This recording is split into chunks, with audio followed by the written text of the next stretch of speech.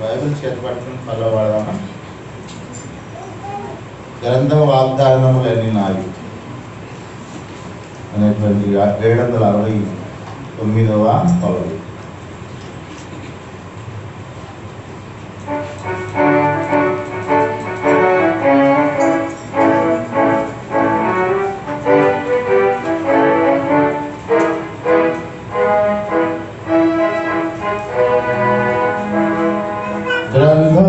గ్రంథవాగ్దానములన్నీ నావి, ప్రతి అధ్యాయము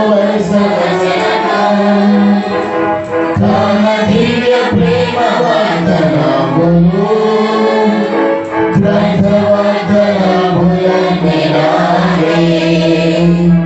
గ్రంథ వాగ్దానములు మాట్లాడతామా? బైబిల్ వాగ్దానములన్నీ అంటే బాగుంటుంది కదా. బైబిల్ వాగ్దానములన్నీ నావి. బైబిల్ వాగ్దానములన్నీ నావి, ప్రతి అధ్యాయము వచనము తన దివ్య ప్రేమ వాగ్దానములు. బైబిల్ వాగ్దానములన్నీ నావి. Every promise in the book is mine. Every chapter, every verse, every line, all the blessings of the Lord is divine. Every promise in the book is mine. Every promise in the Bible is mine. Every chapter, every verse, every line, all the blessings of the Lord is divine. Every promise in the Bible is mine.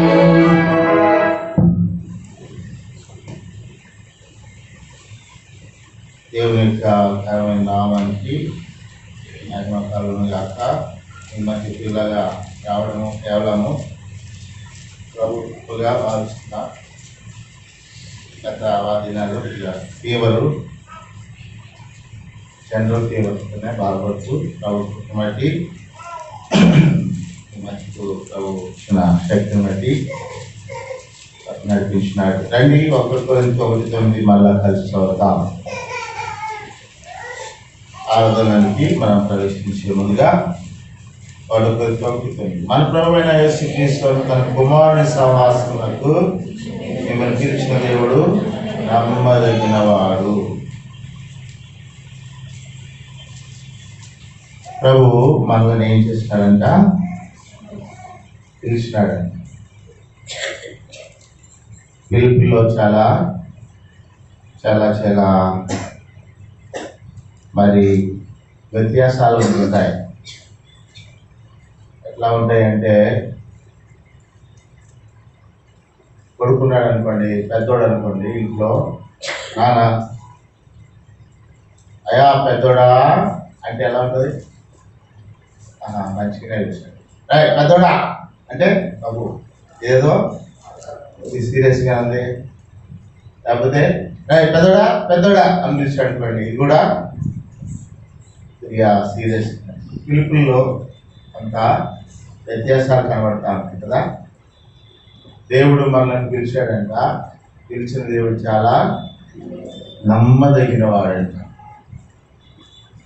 ఎక్కడి నుంచి పిలిచాడు?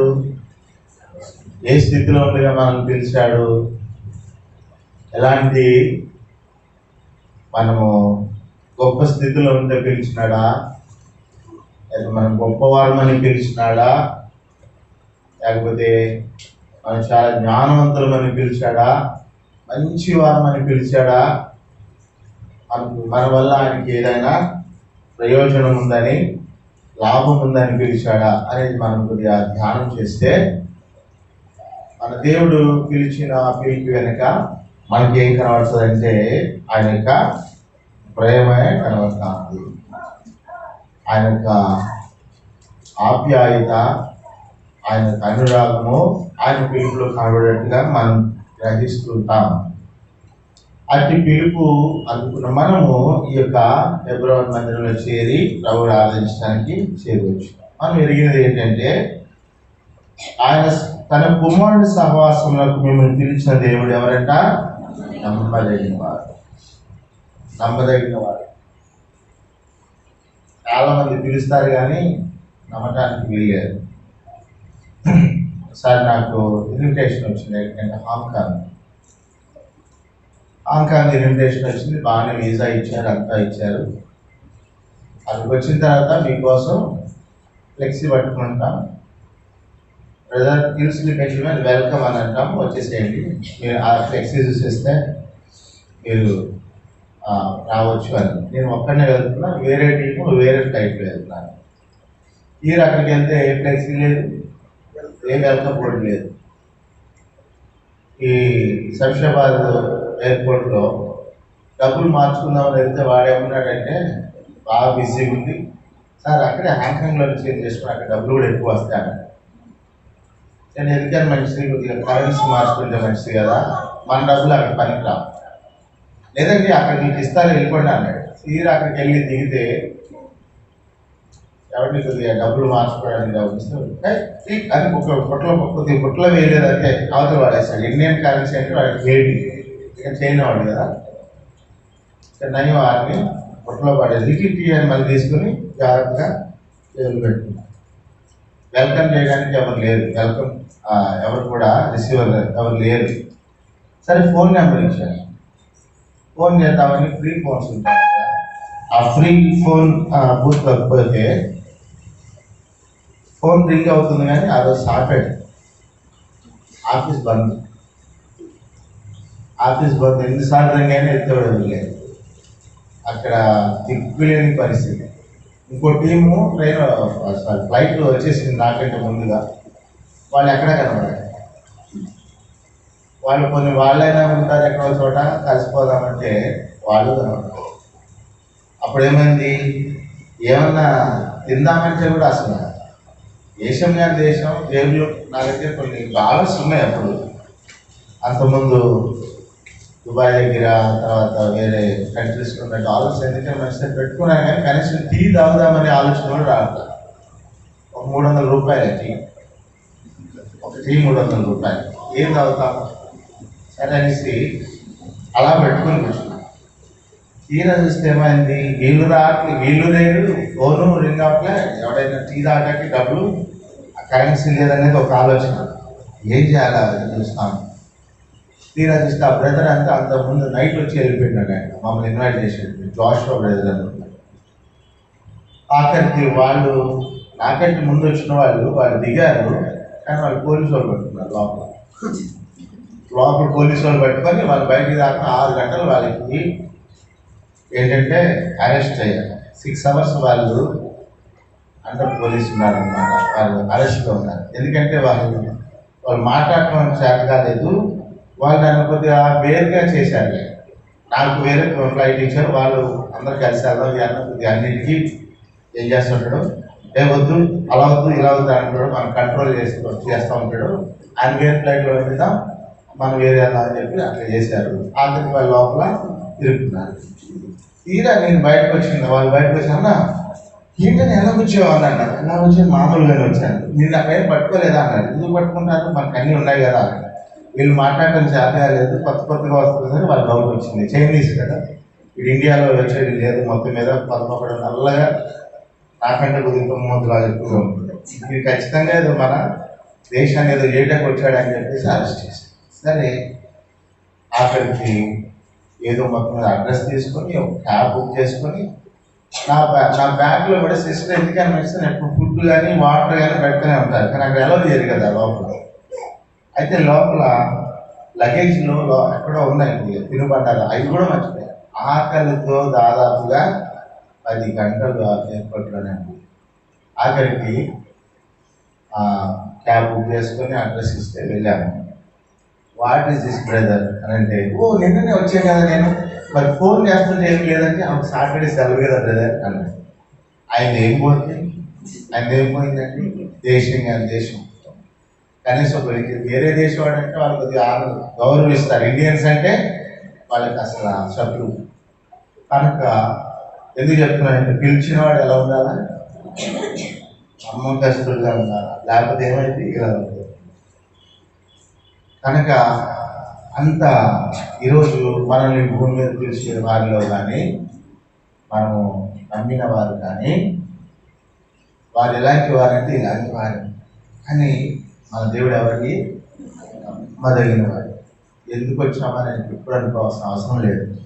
ఎందుకు దిగానా దిగడమేనా ఎక్కడమన్నా అట్లాంటి చాలా మంది అనుకోవాలి కదా. మతంలో దిగినది కాకపోతే ఇవన్నీ కాదు. ప్రభుని నమ్మిన వారి పట్ల దేవుడు ఎలాంటి వాడు? నమ్మదగిన దేవుడు. ఆయన పిలిచాడు కనుక అన్ని విషయంలో ఆయన ఏం చేసుకుంటాడు?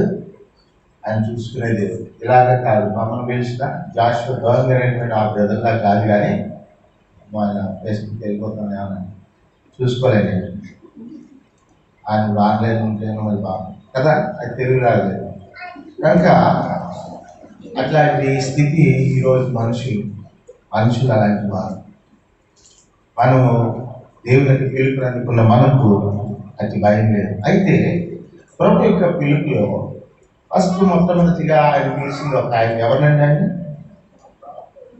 ఎవరు పిలిచాడు? 3వ అధ్యాయం ఎవరు పిలిచాడు? ఆదామా. ఎక్కడ ఏమండి? 3వ అధ్యాయంలో వచ్చింది ఏమన్నాడు? దేవుడైన యెహోవా ఆదామును పిలిచి నువ్వెక్కడ, where are you mister Adams అన్నాడు. ఎక్కడున్నావు ఆదామా, ఎక్కడున్నావు అని పిలుచున్నాడు కదా. ఎక్కడున్నాడంటే ఆదాము ఈ స్థితిలో మీ అందరూ తెలుసు. కాకపోతే నేనేమి వాళ్ళ ఎల్కేజీ ఏబిసిడీలు 25 అని చెప్పాల్సిన అవసరం లేదు. ఏబిసిడీలు ఏంటండి? Alphabets. How many alphabets are there in English? 26, I think 25. 26. There is no G కదా. G is died. G died కదా. దేవుడు ఏమని G అంటే ఎవరు? God died. కాబట్టి how many letters? బట్ ఈ రోజు అయ్యాయి కదా. దేవుడు G చనిపోయాడు కదా. చనిపోయినా మన దేవుడు ఎవరన్నమాట? తిరిగి లేచిన సజీవుడు అయినటువంటి దేవుడు. కనుక there are 26 letters. ఎలా ఒక చిన్న పిల్లాడు ఇలాగ అన్నాడండి, ఏంటంటే 25. ఎందుకురా అంటే G టైడ్ కదండి, అందుకని 25 అని. కనుక దేవుడు ఆదాముని పిలిచినాడు. ఏమని? ఆదామా ఎక్కడున్నావు? ఆదామా ఎక్కడున్నావు? ఏ స్థితిలో పిలిచాడు? ఎక్కడుండే పిలిచాడు అంటే పోతారేమో లేపడానికి చేయట్లేదు. ఆదామా ఎక్కడ ఉన్నావు అన్నప్పుడు ఆదాము ఎక్కడున్నాడంటే ఆ యొక్క 2వ అధ్యాయం 8వ వచనంలో దేవుడు ఏదైనా తోటను నిర్మించిన తర్వాత ఆ యొక్క తోటలు ఉంచినప్పుడు ఆదామా అని పిల్లల ఆదాము అని పిల్లలకి ఆదాము తనతోనే ఉంటున్నాడు. అలాగే 16-17 వచనంలో ఏదైనా తోటను వేసి తోట చెట్ల మధ్య ఉన్నటువంటి చెట్టు ఫలమును నీవు తినకూడదు అని చెప్పినప్పుడు దేవుడు ఆదామా అని పిలవలేదు. తర్వాత 18-19 వచనాల్లో ఆదామా నీవు ఈ యొక్క జంతువులన్నిటికీ, పక్షులన్నిటికీ, ఈ యొక్క ప్రతి జీవికి నువ్వేం చేయాల్సింది? పేర్లు పెట్టాలి అన్నప్పుడు ఆదాము పేరు పెట్టి పిలవలేదు. అంతేకాదు ఒంటరిగా ఉన్నావు, నీకు సాటిన సహకారిగా అవ్వనిస్తాను అని చెప్పి, ఇదిగో నీ కొరకాయ నీ యొక్క ప్రకటన గురించి తీసిన స్త్రీని ఇదిగో నీకు తోడుగా ఇస్తున్నాను అన్నప్పుడు దేవుడు ఆదామును పేరు పెట్టి పిలవలేదు. కానీ ఇప్పుడు పిలవాల్సి వచ్చింది. ఆదామా ఎందుకు పిలవాల్సి వచ్చిందండి? ఎవరిని పిలుస్తాము? పేరు పెట్టి గట్టిగా ఎప్పుడు పిలుస్తాము?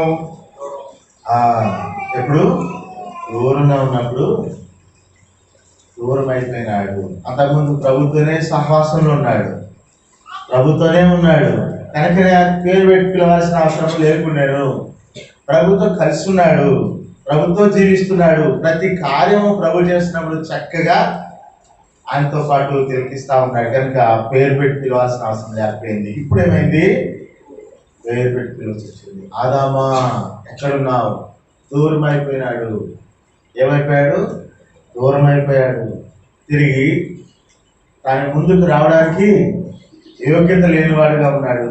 దిగంబరినని గుర్తించినాడు. కనుక ఈ పిలుపు ఏం పిలుపు చెప్పండి? దేవుడు పిలిచిన పిలుపుని ఏమనాలా? ఎవరైనా తప్పు చేసినప్పుడు కొడుకుని బాతులు చూడమని పోయిందంట పక్కూరు వాళ్ళ తల్లి. ఊరికి మాట్లాడలేదు. నల్లబాతుని కర్ర తీసి నేస్తే అదేమైంది? గిరగిర తీసి చచ్చిపోయింది. వెనకాలకు వెళ్ళి గొయ్యి తీసి కాకిపేడేశాడు. ఎప్పుడు అమ్మ పిలిచిన దేనికోసం పిలిచింది అనుకునేవాడు? అమ్మ తెలిసిపోయి ఉంటుంది. ఎందుకంటే ప్రతి పిలుపులో వస్తున్నాడు. గట్టి పిలిస్తే అక్కే తెలుసు, అక్క ఎక్కడ చెప్పుద్దు అని కదా. కనుక ఈ పిలుపు ఏం పిలుపు అయి ఉంటుంది? ఇదేం పిలుపు అయి ఉంటుంది చెప్పండి? తప్పు చేసినప్పుడు పిలిచినప్పుడు ఎలా ఉంటుంది? సహజంగా భయంతో కూడినటువంటిది కదా. ఒక ఆఫీసర్ తన సబార్డినేట్ని నక్షాంబర్ రమ్మండి అని చెప్పేసి వెలగొట్టాడు అనుకోండి. అప్పుడు ఎట్లా వస్తాడు సబార్డినేట్? లేకపోతే తన కింది ఉద్యోగి ఆఫీసర్ దగ్గరికి ఎలా వస్తాడు? సార్ అడుగుతా వస్తారు. ఎందుకని? జరిగినటువంటి పొరపాటు కదా. దేవుడు ఆదామును పిలిచినాడు. ఈ పిలుపులో ఏముంది చెప్పండి? కోపమేనా? లేక ఆదాము పట్ల శిక్షించాలనే ఒక ఆలోచన, ఆదాము శిక్షించాలనే ఆలోచన? ఏ పిలుపు అని చెప్పాలా? సహజంగా మనం ఏమనుకుంటాం? పిలుస్తున్నాడు, ఖచ్చితంగా పనిష్మెంట్ ఇస్తాడు అనుకుంటారు. ఎవరు? ఆఫీసర్ తన యొక్క క్రింది ఉద్యోగికి. అలాగే ఒక అటెండర్ని గట్టికి పిలిచినప్పుడు మా బాస్ ఖచ్చితంగా నన్ను ఏదో శిక్ష విధించడానికే పిలుస్తున్నాడు అని అనుకుంటా. కానీ ప్రభు ఈ పిలుపు నిజంగా చాలా భయంకరమైన పిలుపు అయి ఉండాలి. ఎందుకంటే తిరుదిరుమునను నిశ్చయముగా చచ్చేదవనెను. కనుక ఈరోజు దేవుడు నన్ను పిలుస్తున్నాడు. ఈ పిలుపు ఏ పిలుపుది? చాలా కఠినమైన పిలుపే, క్రూరమైన పిలుపే. శిక్షించడానికి ఎక్కేముంది? తిరుదిరుమున ఎక్కువ తగ్గించాను. తిరుదినమున నిశ్చయముగా చచ్చేదవు అన్నాడు కనుక ఇప్పుడు నన్ను ఎందుకు పిలుస్తున్నాడు? తిన్నాను, ఇప్పుడు ఏం చేయాలా? ఇప్పుడు ఏం చేయాలి? చంపడానికే పిలుస్తున్నాడు. కానీ ఈ యొక్క పిలుపు శిక్షా పిలుపు కాదు. ఈ పిలుపు దండన పిలుపు కాదు. ఈ పిలుపు ఏం పిలుపు? రక్షణ పిలుపు. రక్షణ పిలుపు. ఆదామును రక్షించడానికే ప్రభు ఆ యొక్క సమయంలో చల్లపూట వేళ దిగి వచ్చినాడు.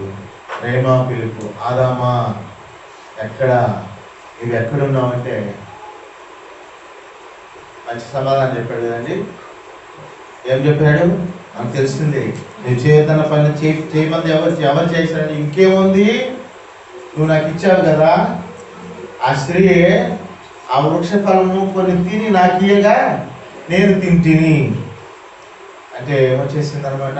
అసమాధానం వచ్చేసి. అంతకుముందేమో నా ఎముకలో నా మాంసము నారి నుండి, అంటే నా నుండి తీయబడినది కనుక ఇది నాదే అనబడను అన్నట్టుగా చెప్పినాడు. ఇప్పుడు ఏమన్నాడు? నువ్వు నాకు ఇచ్చేవే అంటే ఎముక వేరైపోయింది, మాంసము కూడా వేరైపోయింది. ఎముక వేరైపోయింది. అంతకుముందు ఏమంటే నీ మాంసము నీ ఎముక వేరువేరా కాదు కదా. కానీ అసమాధానం వచ్చేసింది.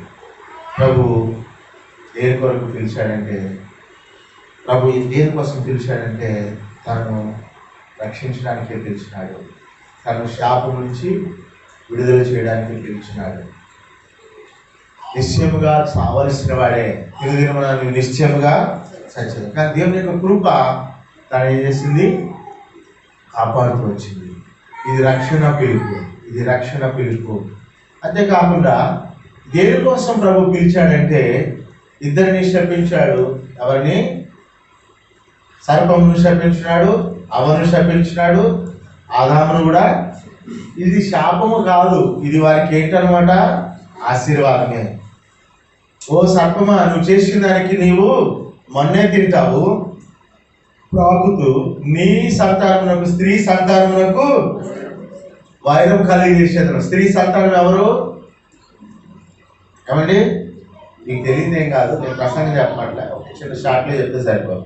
స్త్రీ సంతానం ఎవరు?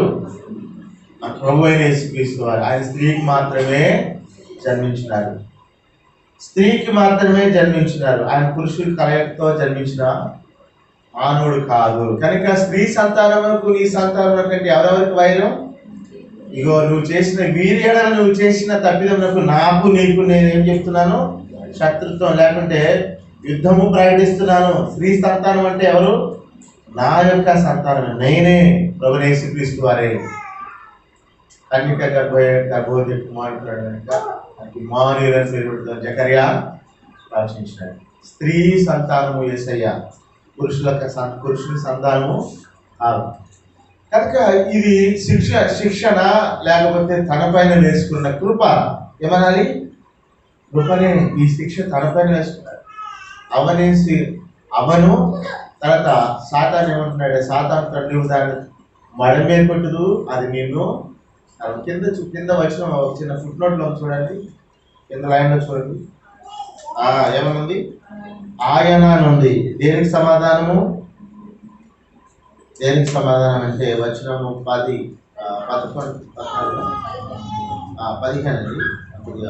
అది నిన్ను తల మీద. అది అంటే ఎవరు? ఆయన. ఆయన అంటే ఎవరు? ప్రవేశిస్తున్నారు.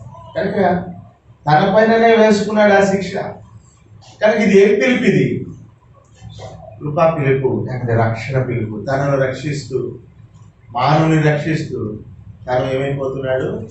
బలి అయిపోతున్నటువంటి ప్రభు. ఇంకా చూస్తే శిక్ష ఆ యొక్క ఏదైనా వనంలో నుంచి ఏం చేయాలా? వెళ్ళగొట్టాలి. వెళ్ళగొట్టడం శిక్ష అండి? పనిష్మెంటా లేకపోతే ఆశీర్వాదమా? బ్లెస్సింగా? పనిష్మెంటే కదా. ఆ యొక్క తోటలో నుండి బయటికి వెళ్ళగొట్టినాడా లేదా? వెళ్ళగొట్టవచ్చు. కోపం వచ్చి శిక్ష విధించే వ్యక్తి, శపించేవాడు ఒక గొర్రెను వధించి ఒక మరి ఆ జీవిని వధించి వారికి ఏం చేసినాడు? చర్మపు చొక్కాయిలను చేయించాడు. ఎవరండి?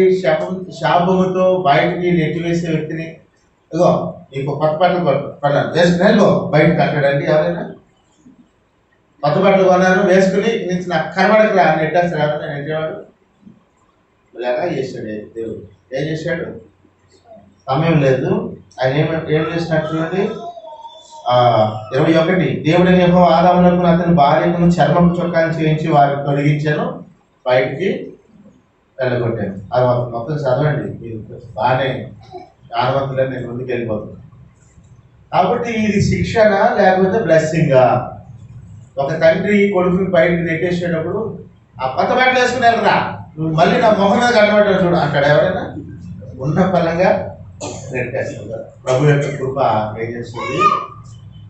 శిక్షకు పాత్రుడైనటువంటి తనకు ఆ యొక్క అంతవరకు మరి బలి అర్పణ లేదు, రక్తము చిందింపకుండా పాపక్షమాపణ లేదు అనే దానికి రుజువుగా ఆ యొక్క మరి ఒక జీవిని వధించవలసి వచ్చింది. దీనే కాపారు అని అంటారు. ఎబ్రి భాషలో కాపారు అని అంటే కప్పుట అని అర్థం. కప్పుట కనుక ప్రభు ఆ యొక్క దోషమును కప్పటకై ఆయన వధించవలసి వచ్చాను. ఆ యొక్క జీవి ఎవరికి ముంగుర్తుగా ఉంది? ప్రభువైన యేసుక్రీస్తు వరకు ముంగుర్తుగా. సరే, మంచిది. ఇందాక బ్రదర్ ఏమన్నారంటే బయట నెట్టివేయడం అనేది ఏమది?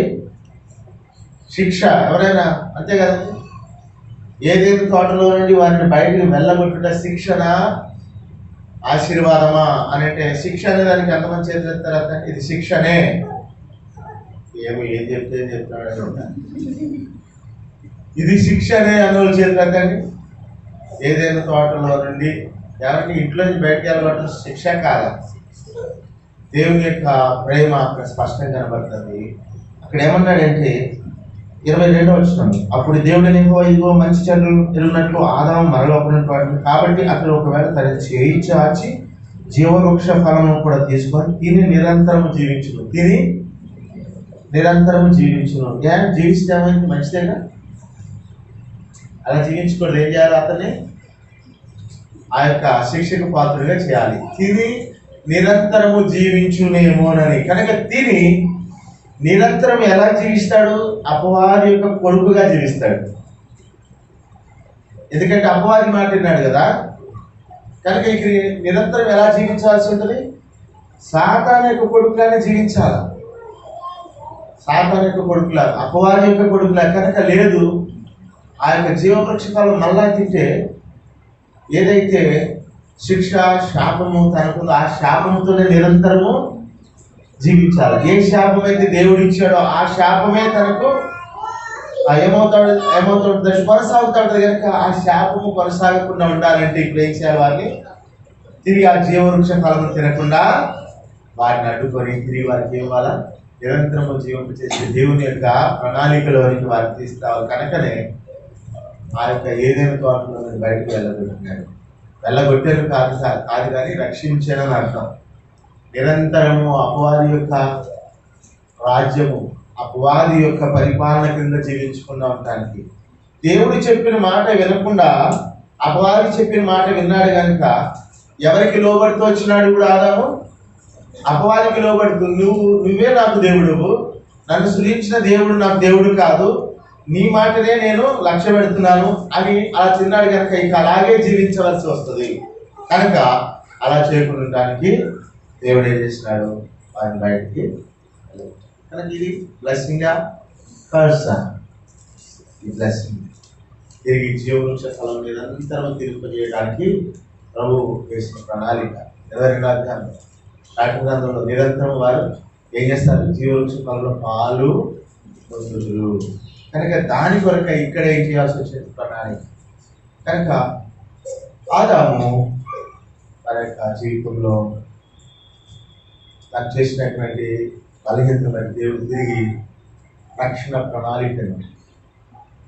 ప్రణాళికను ప్రభువు వేయాల్సి వచ్చింది. కనుక ఇది రక్షణ పిలుపు, ఇది రక్షణ పిలుపు. మనం కూడా దేవుడు చూస్తున్నాడు. మనం కూడా చీకటిలో ఉన్నవారిగా ఉంటుంది, పాపంలో ఉన్నవారిగా ఉంటుంది. ఐగుప్తులను, ఇశ్రాయేలును ఐగుప్తు దేశంలో బానిసలు ఉన్న ఇశ్రాయేలు దేవుడు ఏం చేశాడు? బయటకు పిలుచున్నాడు. అక్కడి నుంచి ఐగుప్తు దాసత్వం నుంచి పిలుచున్నాడు. ఎక్లీసియా అన్నాం. ఎక్లీసియా అంటే బయటకు పిలువబడిన దేవుని యొక్క సంఘము కదా. రక్షణ పిలుపు, ఇది రక్షణ పిలుపు. కనుక ఈ రక్షణ పిలుపు మనం కూడా కలిగి ఉన్నాం. చూడండి, మన ఆదాము ఎవరిగా పిలువబడుతూ వచ్చినాడు? చూడండి, లూకాసు వార్త. ఇది కోల్పోయినాడు. లూకాసు వార్త 3వ అధ్యాయము చివరి వచనం చూడండి. కైనాను ఎనోషేతుకు, షేతు ఆదాముకు, ఆదాము దేవునికి, ఆదాము దేవునికి. చూసారా? ఈ కుమారత్వాన్ని ఆదాము వారికే కలిగించింది. మిగతా అందరూ కూడా ఏమైపోయినాము? కుమారత్వాన్ని కోల్పోతిమి. మనం కూడా పాపం వలన, అపరాధం వలన. కాబట్టి యేసుక్రీస్తు వారు చెప్పేసి 1:3 జగత్తు పునాది వేయబడక మునిపే ఆయన మనలను క్రీస్తులో కుమారులుగా స్వీకరించిన కొరకాయ 4వ వచనము తన ప్రియను తన ఉచిత మనకు కలిగించిన తన కృపా మహిమ కీర్తిస్తున్నాడు. తన చిత్త ప్రకారమైన దయాసంకల్పం చొప్పున యేసుక్రీస్తు వారు తనకు కుమారులుగా స్వీకరించుటకాయ,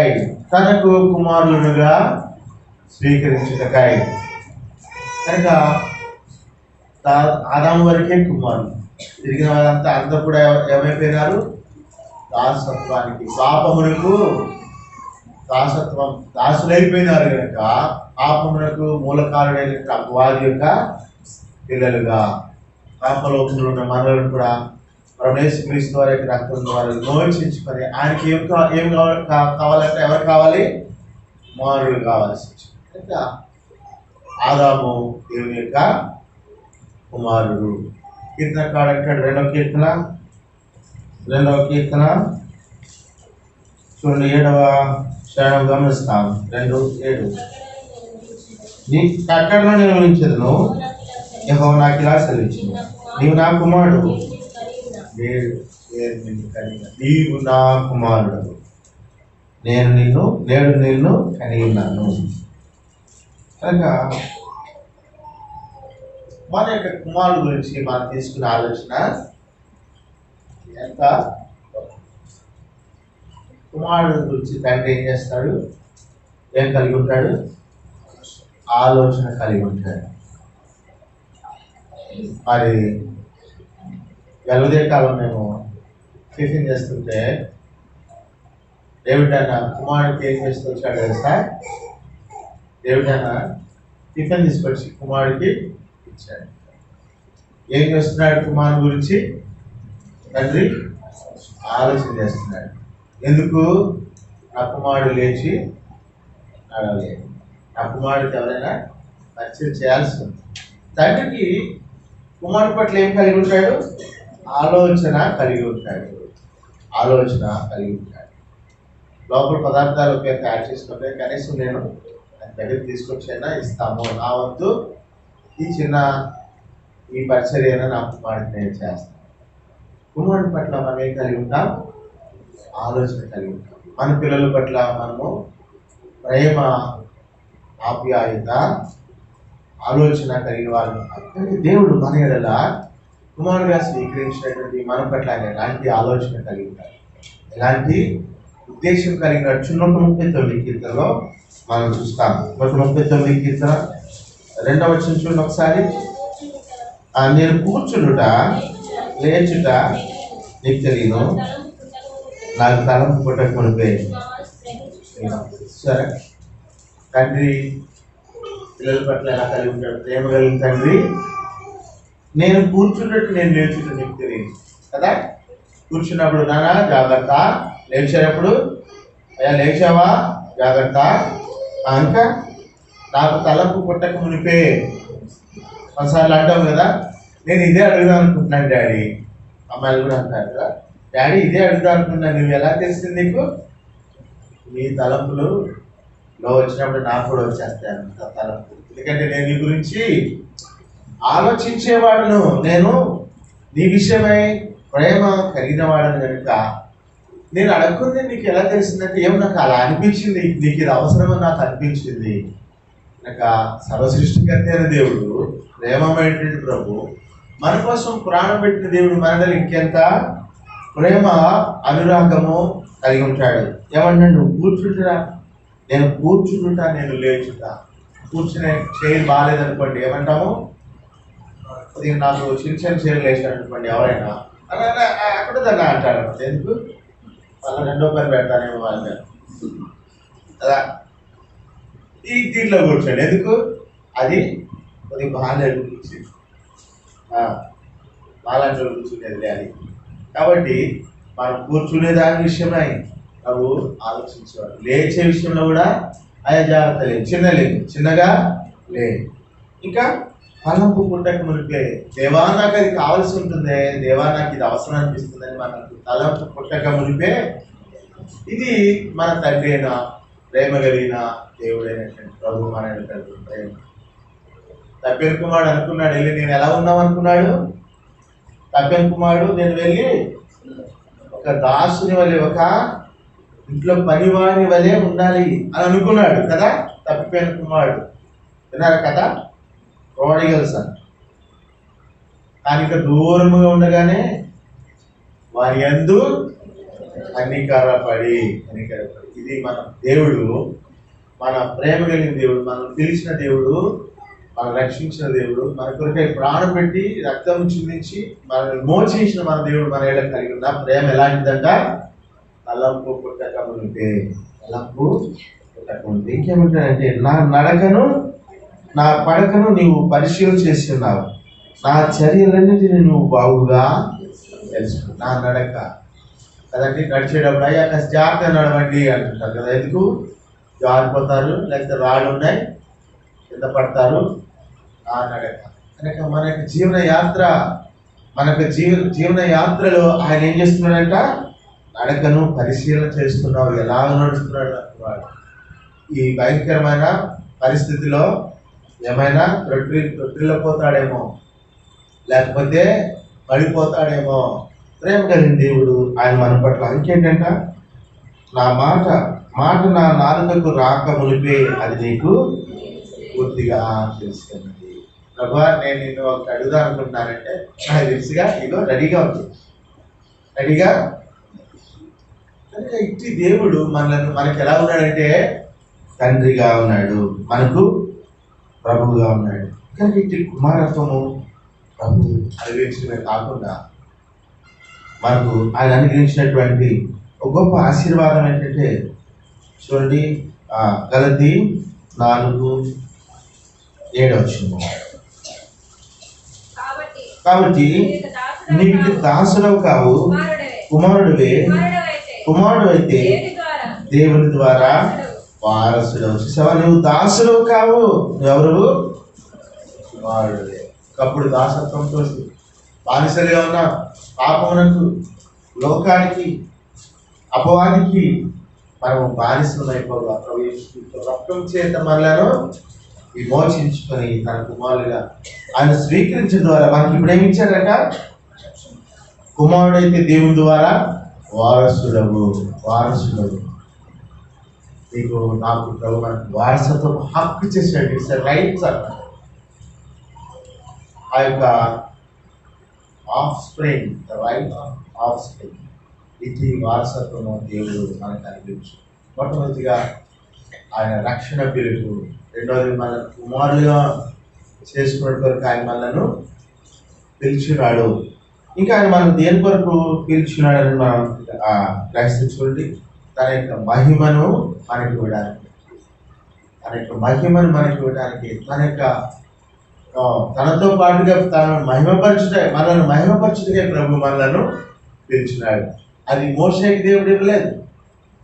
తను ముఖాముఖిగా మాట్లాడిన మోషేకి ఆ మహిమను ఇవ్వలేదు. చూడండి ఏమంటాడు మోషేకి మహిమ ఏమంటే, నిర్మకాండం 33 అధ్యాయం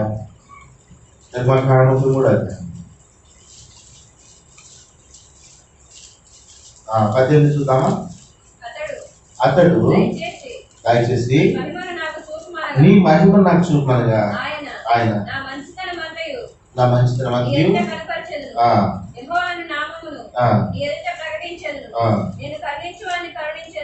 20 అమ్మా. మరియు ఆయన నీవు నా ముఖమును చూడజాలవు, ఏనాడు నన్ను చూసి బ్రతకడు. కనుక మహిమను చూపించడానికే ఇష్టపడలేదు ఎవరికి? మోషేకి.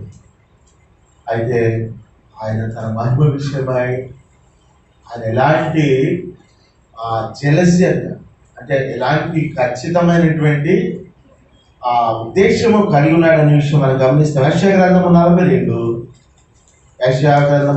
42 ఆ మహిమ విషయమైన ఏమంటాడు? 42:8 యెహోవాను నేనే, అందరము ఇదే నా నామం, మన ఎవరికి నా మహిమ నేను ఇచ్చేవాడిని కాను, నాకు రావాల్సిన స్తోత్రము దినములు చెందనీయను.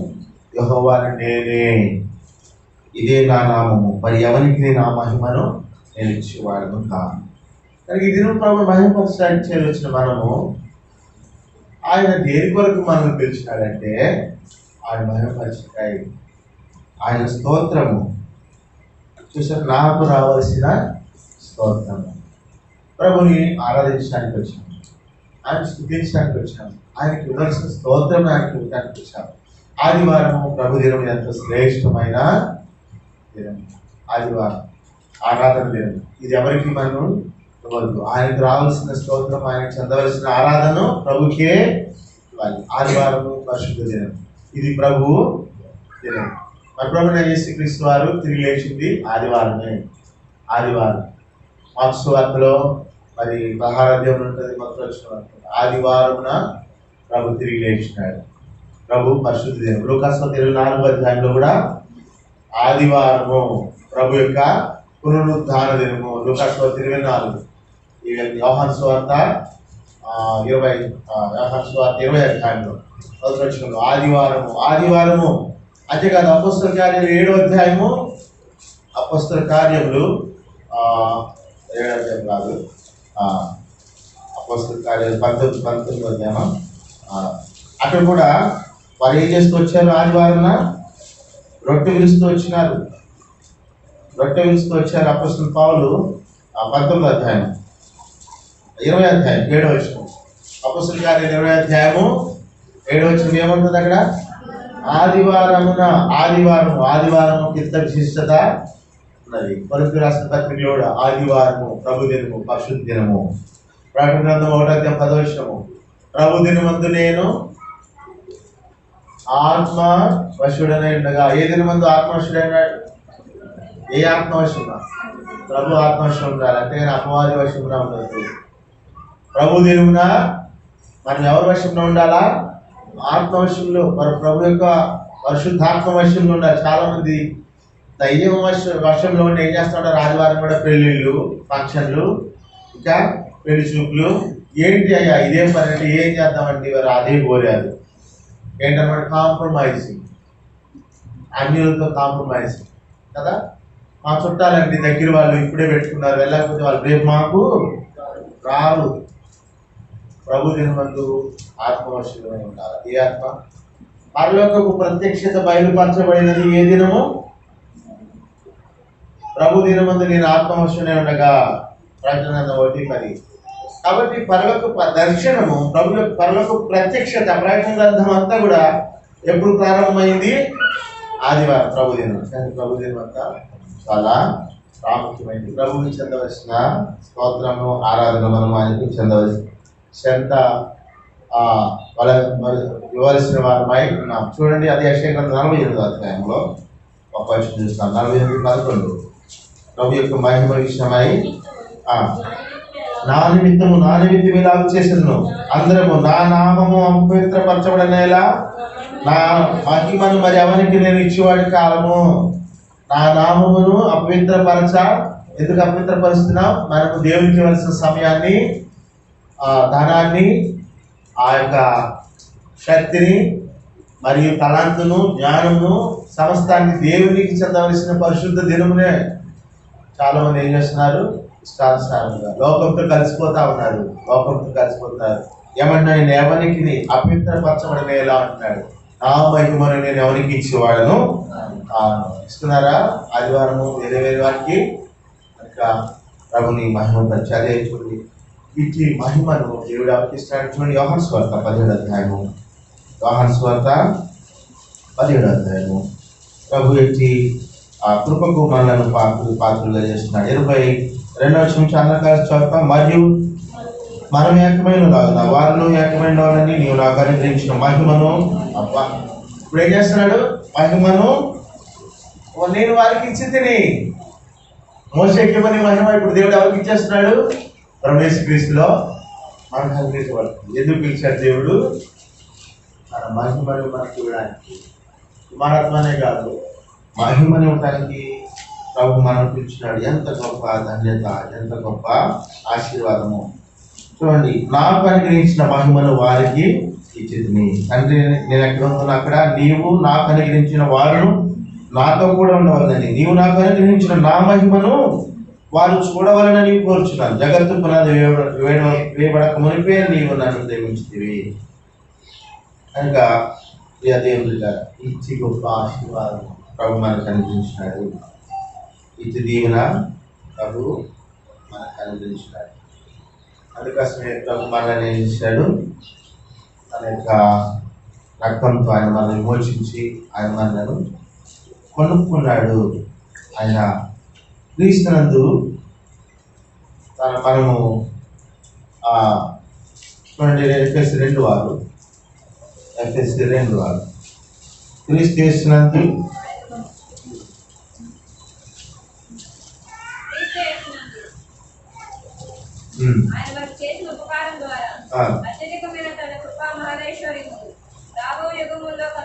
చాలండి. కాబట్టి అత్యధికమైన తన కృప మహదైశ్వర్యమును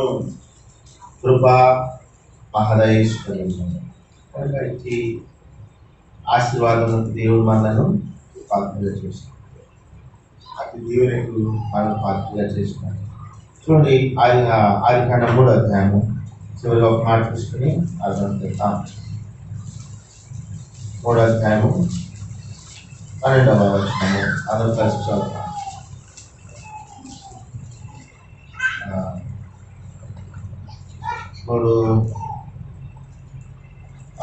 19వ వచనం.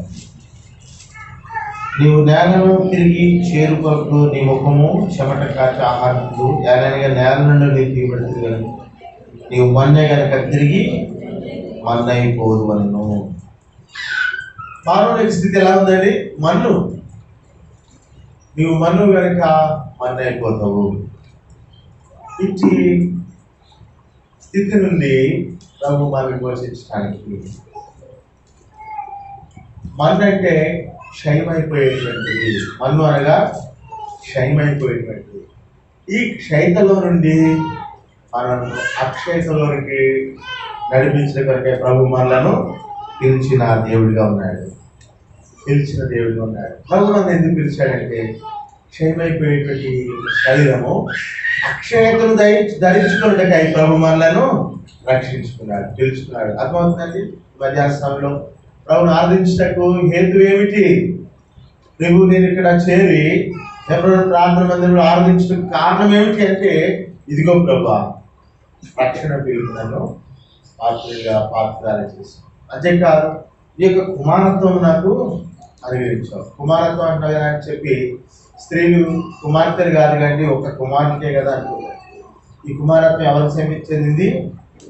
ఇద్దరికి చెందింది. పరలోకంలో అక్కడ జెండర్ లేదు. జెండర్ అంటే అక్కడ లింగ భేదము, స్త్రీ పురుషులని లేదు. అందరూ కూడా ఎవరంట? కుమారులే. మనందరం ఎలా ఉంటామంట?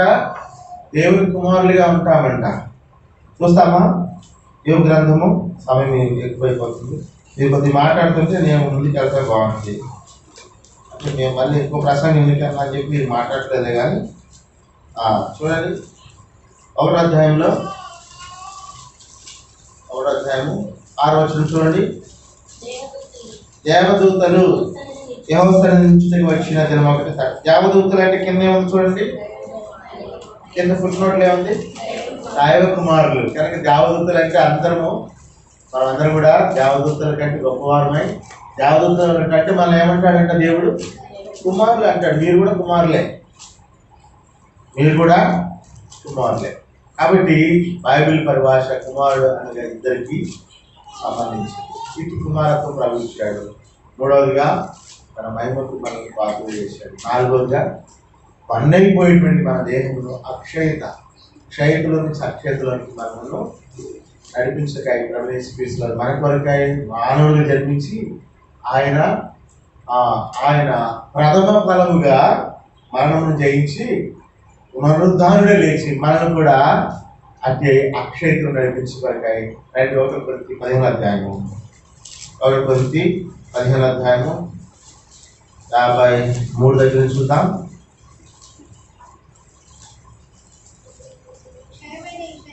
క్షయమైపోయిన ఈ శరీరము అక్షయతను ధరించుకోవాల్సినది. అమర్త్యమైన ఈ శరీరము అమర్త్యతను ధరించుకోవాల్సి ఉన్నది. కనుక ప్రభు మనకి ఇచ్చినటువంటి ఈ యొక్క దీవెన కొరకై క్షయమైపోయిన ఈ శరీరము అక్షయతను ధరించుకున్నట్టుకు గాను అక్షయమైన శరీరముగా దేహము మనం చేయటగా ప్రభు మనలను పిలిచినాడు. మత్స్యమని ఈ శరీరము అమర్త్యతను ధరించుకుంటాడు. మరణమైపోయేటువంటి ఈ శరీరము మరి అమరత్వాన్ని అనుగ్రహించిన కొరకై ప్రభు మనలను పిలిచినాడు. ఇటు ఆశీర్వాదము, ఇటు దీవెన ప్రభు మనకు అనుగ్రహించిన కొరకై ఆయన మన నిమిత్తం ఏమైపోయినారంటే ఆయన బలైపోయినాడు. ప్రథమ ఫలముగా వచ్చిన దాంట్లో చూడండి 15:20. ఇప్పుడైతే నిద్రించిన వారిలో ప్రథమ ఫలముగా క్రీస్తు మృతుల్లో నుండి లేపబడి ఆయన మొదటిగా లేపబడి మనల్ని కూడా అక్షయత మన్నైపోయే మనలను క్షయులైన మనల్ని అక్షయులుగా ఉండటానికి పిలిచాడు. కనుక ఆదామా అని పిలిచినాడు. ఆ పిలుపులో ఎన్నో ఆశీర్వాదాలు ప్రవహించాడు, ఎన్నో దీవెనలు ప్రవహించాడు. తన కృపను, తన కనికరమును ఆయన కనపరుస్తూ వచ్చినాడు. మరి అంతేకాకుండా చూడండి 1 పేతురు 1వ అధ్యాయము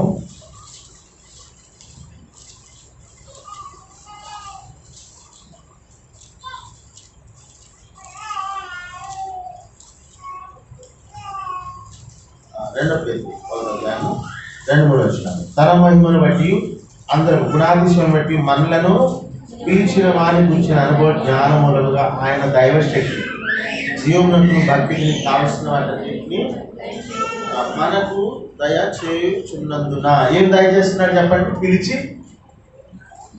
చాలు కాదు, మనలను పిలిచిన వారిని గురించిన అనుభవ జ్ఞానం మూలముగా ఆయన దైవశక్తి. ఏ శక్తి అది చెప్పాలి అందరూ? మనం ఏం కలిగి ఉంటున్నాం?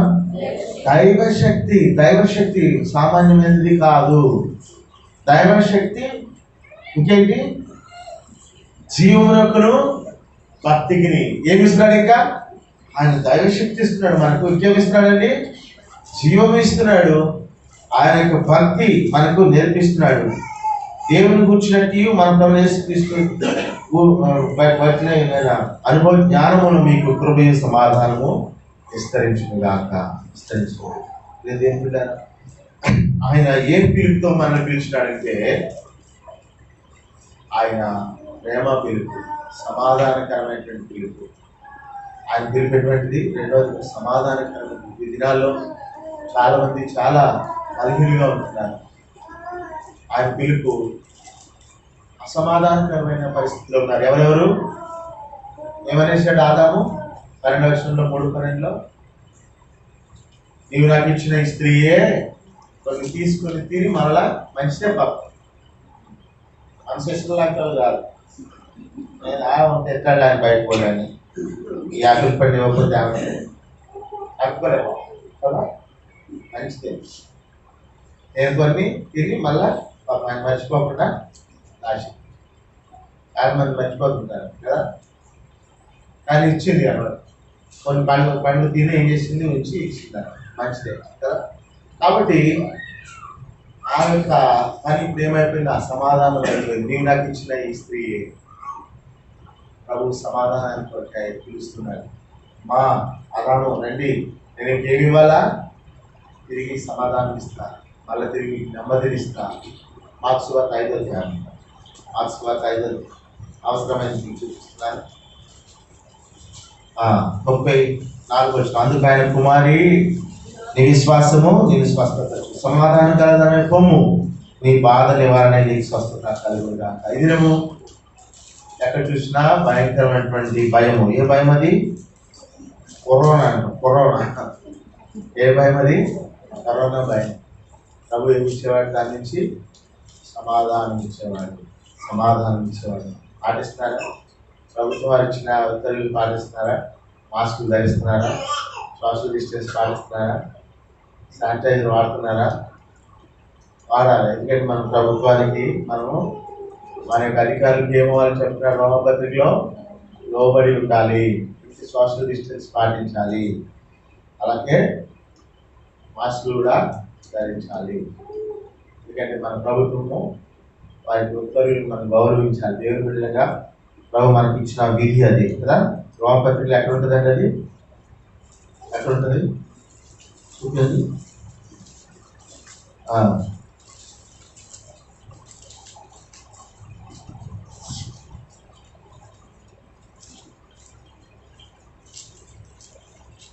సరే, తర్వాత చూద్దాం. మన అధికారులకు మనం లోబడి ఉండాలని చెప్పి చాలా స్పష్టంగా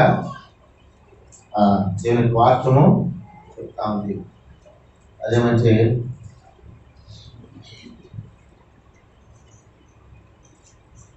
7వ అధ్యాయం 1వ వచనము.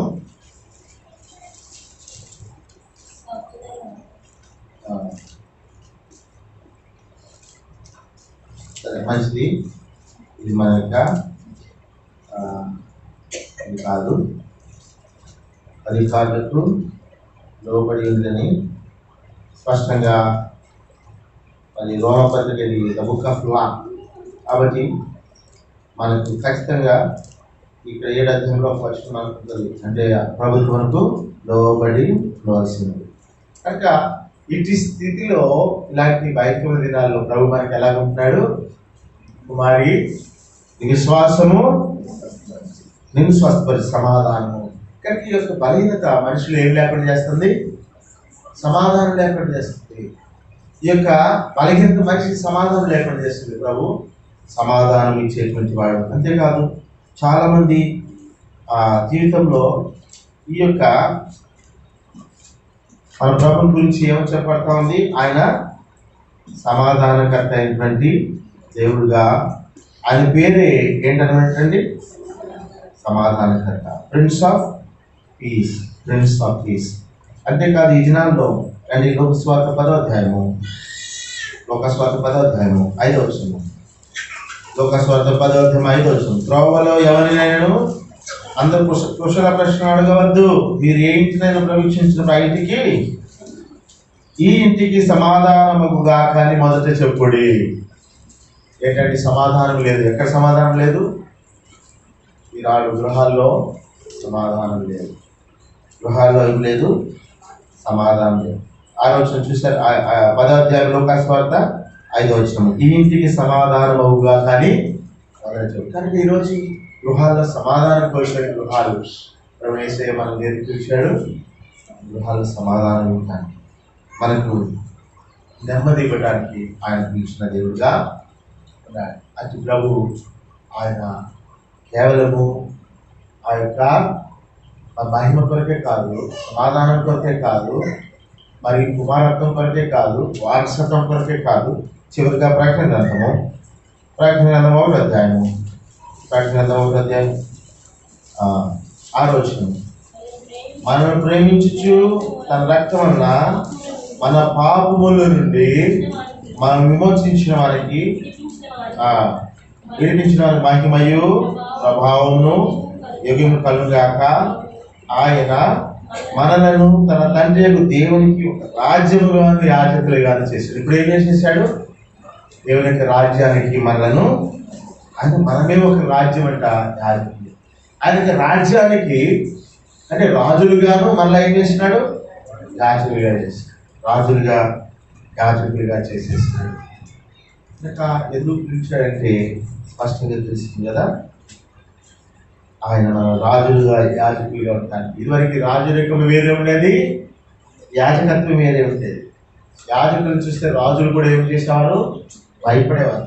ఎందుకంటే దేవుని యొక్క వర్తమానమును ప్రజలకు అందించేవాడు ఎవరు? యాజకుడు. కనుక యాజకుడు వస్తుంటే రాజులు కూడా గడగడ వణికిపోయారు. ఇప్పుడు దేవుడు ఈ రెండు ఆధిక్యతలు ఎవరికి ఇస్తున్నాడు చెప్పండి?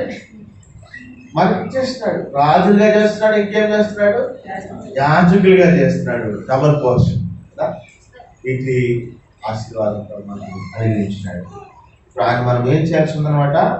ఇట్టి అనుభవం కూడా ప్రభు మనం సరే ప్రక్కన ఒక పేజీ తీయండి. ప్రకటన 5వ అధ్యాయము 10వ వచనం గమనించండి. ఆ పెద్దలు నీవు ఆ గ్రంథం తీసుకుని అందరూ కలిసి చదువుతారు. దాని ముద్ర ఇప్పుడు యోగుడు నీ వదిలిపోబడిన వాడు నీ రక్తం ఇచ్చి ప్రతి వంశమును, ఆయా భాష మాట్లాడే వాళ్ళను, ప్రతి ప్రజలను, ప్రతి జనములను దేవుని కొరకు మనుషులు కొని మా దేవుని ఒక వారిని ఒక రాజ్యముగా యాజకులు చేసింది. కనుక వారు భూలోకము క్రొత్త పాట పాడుదురు, క్రొత్త పాట పాడుదురు. 11వ వచనం, అంతటా పరలోకములు భూలోకములు భూమి కింద సముద్రంలో ఉన్న ప్రతి పృష్ఠము అలాగే వాటిలో ఉన్న సర్వమును అందరూ కలిసి చదువుతాం. సింహాసనాశ్రయున్న వారికి గొర్రె పిల్లకును స్తోత్రమును ఘనతయు మహిమయు ప్రభావం యుగము కనుగాకని చెప్పుటని ఆ 4 జీవులు ఆమేన్ చెప్పగా పెద్దలు సాగిలపడి నమస్కారం చేసింది. మనం ఉన్నాం ఇక్కడ, ఈ గుంపులో మనం ఉంటాం. ఏ గుంపులో? ఈ గుంపులో. ఇది జరగబోయే విషయం రాయబడింది. ఇది ఇంకా జరగలేదు, ఇది జరగబోతుంది. జరగబోయే విషయాన్ని తెలియజేస్తారా అని యోహాన్ని తీసుకున్నాడు. యోహాన్ని ప్రభు పిలుచుకున్నాడు అత్ర దీపంలో. ఇది ఎప్పుడు జరిగింది తెలుసా? 4వ అధ్యాయము, అదే ప్రకటన 4వ అధ్యాయము 1వ వచనము చివరి వారు ఇక్కడికి 1వ వచనం చివరి వారు ఎక్కిరమ్ము, ఇక మీదట జరగవలసిన వాటిని కనపడి ఇక్కడికి ఎక్కిరమ్ము. కనుక సంఘము ఎక్కి వెళ్ళిపోయినాక, ఎక్కబడిన తర్వాత జరిగే ఈ ఆరాధనలో నీవు నేను ఉండాలంటే ఈ భూమి మీద ఎలా ఉండాలి? నమ్మకమైన ఆరాధకులుగా మనం ఉండాలి. ఇది జరిగిన ఆరాధన కాదు, జరగబోయే ఆరాధనను దేవుడు ఎవరు చూపించాడు? యోహానికి చూపిస్తూ వచ్చినాడు. ఫ్యూచర్. ఈ యొక్క సాగలు పడిన వాళ్ళు ఎవరున్నారు? నీవు నేను కూడా ఉన్నాను. మనం చూశాడు ఎవరు? యోహాను చూశాడు, నేను జరగాల్సింది చూపిస్తాను రా అన్నాడు కదా దేవుడు యోహాను. కనుక ఇట్టి జాబితాలో నేను కూడా ఉండాలి ప్రభు, నేను ఆరాధించే ఈ భూమి మీదే కాదు పరలోకంలో సంఘం ఎక్కిపోయిన తర్వాత, ఎత్తబడిన తర్వాత అక్కడ చేసే ఆరాధనలో నేను ఉండాలి. నేను నమ్మకమైన ఆరాధకుడిగా భూమి మీద ఉంటాను. ఇంటి తరపుతో ఆరాధించుకుంటాను కృప మనం దయచేయండి కాక. దయచేసి ఆరాధనకు ఆలోచించండి,